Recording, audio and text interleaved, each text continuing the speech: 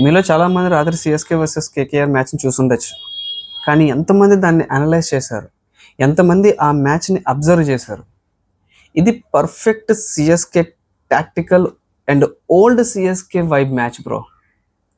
ఎందుకు ఈ మాట అంటున్నానంటే, సిఎస్కే మళ్ళీ అదే ట్రిక్ని యూజ్ చేసింది. ఒకప్పుడు మనందరూ ఏ సిఎస్కేకి అయితే ఫిదా అయ్యామో, ఒకప్పుడు మనందరూ ఏ సిఎస్కేకి అయితే ఫ్యానిజం చేసామో, అదే టాక్టికల్ మూవ్ చేసింది CSK. Match number 22 CSK versus KKR IPL 2026. Let's review it. So first toss గెలిచి బౌలింగ్ తీసుకున్నటువంటి కేకేఆర్ సిఎస్కే ఓపెనర్స్ని అయితే రిస్ట్రిక్ట్ చేయగలిగిందే, కానీ సిఎస్కే బ్యాటర్స్ని మాత్రం రిస్ట్రిక్ట్ చేయలేకపోయింది. పవర్ ప్లేని యూజ్ చేసుకోవడంలో సిఎస్కే ఎంత సక్సెస్ అయిందో, అదే పవర్ ప్లేని కేకేఆర్ యూజ్ చేసుకోలేకపోయింది. అటు బ్యాటింగ్లోనైనా ఇటు బౌలింగ్లోనైనా. చపాక్ వేదికగా జరిగినటువంటి ఈ మ్యాచ్ మనందరికీ తెలిసిందే. చపాక్ ఎంత స్పిన్ ఫ్రెండ్లీ పిచ్ అనేది, స్పిన్కి ఎంత అనుకూలంగా ఉంటుందో అని.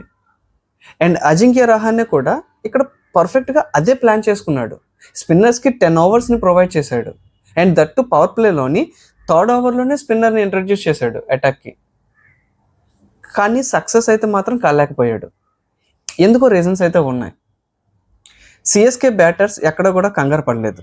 ద వెరీ ఫస్ట్ పాయింట్, వాళ్ళు పేసర్స్ని టార్గెట్ చేశారే కానీ స్పిన్నర్స్ని ఎక్కడ కూడా వాళ్ళు టార్గెట్ చేయలేదు. స్పిన్నర్స్కి ఎక్కడ కూడా వికెట్స్ని అయితే ఇవ్వలేదు. అండ్ ఇక్కడ మనం పవర్ ప్లే గురించి మాట్లాడుకుంటే, సిఎస్కే పవర్ ప్లేలో 72 రన్స్ చేసింది. And at the end of the final ball, power ప్లేలో ఫైనల్ బాల్కి 2nd వికెట్ కోల్పోయింది. వేరేస్ కేకేఆర్ చూసుకుంటే, కేకేఆర్ కూడా 2 వికెట్స్ మాత్రమే పడ్డాయి పవర్ ప్లేలో.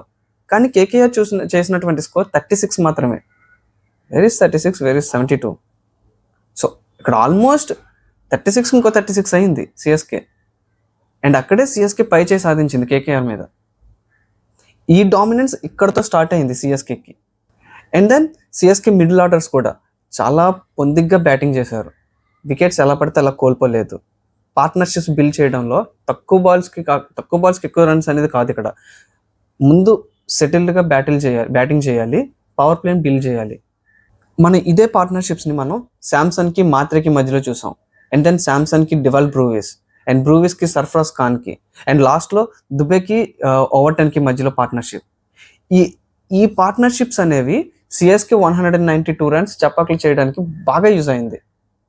సో ఎప్పుడైతే కేకేఆర్ 193 రన్స్ టార్గెట్ని చేసి చేయడానికి బ్యాటింగ్కి వచ్చిందో, ఎగ్జాక్ట్లీ అప్పుడే సిఎస్కే తన గేమ్ని స్టార్ట్ చేసింది, మైండ్ గేమ్. సిఎస్కే ఎప్పుడు కూడా, మనకి తెలిసిన సిఎస్కే, ఎప్పుడైతే సిఎస్కే ట్రోఫీలు గెలిచిన సిఎస్కే ఏదైతే ఉందో, ఆ సిఎస్కే ఎప్పుడు కూడా హై వోల్టేజ్ గేమ్స్ని ఎప్పుడు ప్రొడ్యూస్ చేయలేదు. హై స్కోరింగ్ గేమ్స్ని ఎప్పుడు కూడా ప్రొడ్యూస్ చేయలేదు. సిఎస్కే ఎప్పుడు ఆడేది క్లవర్ గేమ్స్. ధోని క్యాప్టెన్సీ నుంచి కూడా మనం చూసాం, సిఎస్కే ఆడేది ఎప్పుడు కూడా క్లవర్ గేమ్స్. తెలివిగా ఆడుతుంది గేమ్. కేకేఆర్ మీద లాస్ట్ నైట్ అప్లై చేసింది కూడా అదే క్లవర్ గేమ్. ఇక్కడ రుతురాజ్ గైక్వాడ్ కూడా మనం అంతే క్రెడిట్స్ ఇవ్వాలి. పవర్ ప్లేని చాలా చక్కగా యూజ్ చేసుకోగలిగారు. ఇక్కడ సిఎస్కే చేసింది ఇన్వెస్ట్మెంట్ ప్లాన్ మెథడ్. చాలా సింపుల్ లాజిక్. ఎర్న్ చేయి, సేవ్ చేయి, ఇన్వెస్ట్ చేయి, రిజల్ట్ కొట్టు. సింపుల్. వాళ్ళు ఫస్ట్ స్కోర్ బోర్డ్లో రన్స్ని ఎర్న్ చేశారు. తర్వాత స్పిన్నర్స్ని పవర్ ప్లేలో దాచారు. ఆ మిడిల్ ఓవర్లో అదే స్పిన్నర్స్ని ఇన్వెస్ట్ చేశారు. ఫైనల్గా వాళ్ళు రిజల్ట్ని పొందారు 32 రన్స్తో. అండ్ ఇక్కడ ఇంకొక రిజల్ట్ కూడా, స్పిన్నర్కి ప్లేయర్ ఆఫ్ ది మ్యాచ్ వచ్చింది. అదే సిఎస్కే ప్లాన్. అండ్ బ్యాటింగ్లో చూసుకుంటే సిఎస్కే బ్యాటర్స్ ఓన్లీ కేకేఆర్ పేసర్స్ని మాత్రమే టార్గెట్ చేశారు.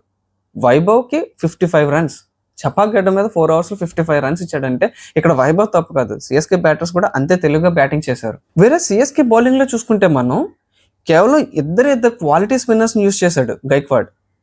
కానీ వాళ్ళ ద్వారానే మ్యాచ్ మొత్తాన్ని టర్న్ చేశాడు. అటు పవర్ ప్లే ఎండింగ్లో చూసుకుంటే, పవర్ ప్లేలో అసలు స్పిన్నర్ని ఇంట్రడ్యూస్ చేయలేదు. లాస్ట్ ఫైనల్ ఓవర్ ఒక్కటే అఖిల్ హుస్సేన్కి ఇచ్చాడు. అండ్ రిజల్ట్ ఇస్ 5 రన్స్ మాత్రమే వెళ్ళినాయి. అండ్ ఆ తర్వాత back to back 11th over నుంచి 15th ఓవర్ వరకు కూడా ఓన్లీ స్పిన్నర్స్ని మాత్రమే పెట్టాడు. అదే ప్రెజర్ అయింది. అదే ప్రెజర్ని బిల్డ్ చేయగలిగింది కేకేఆర్ మీద.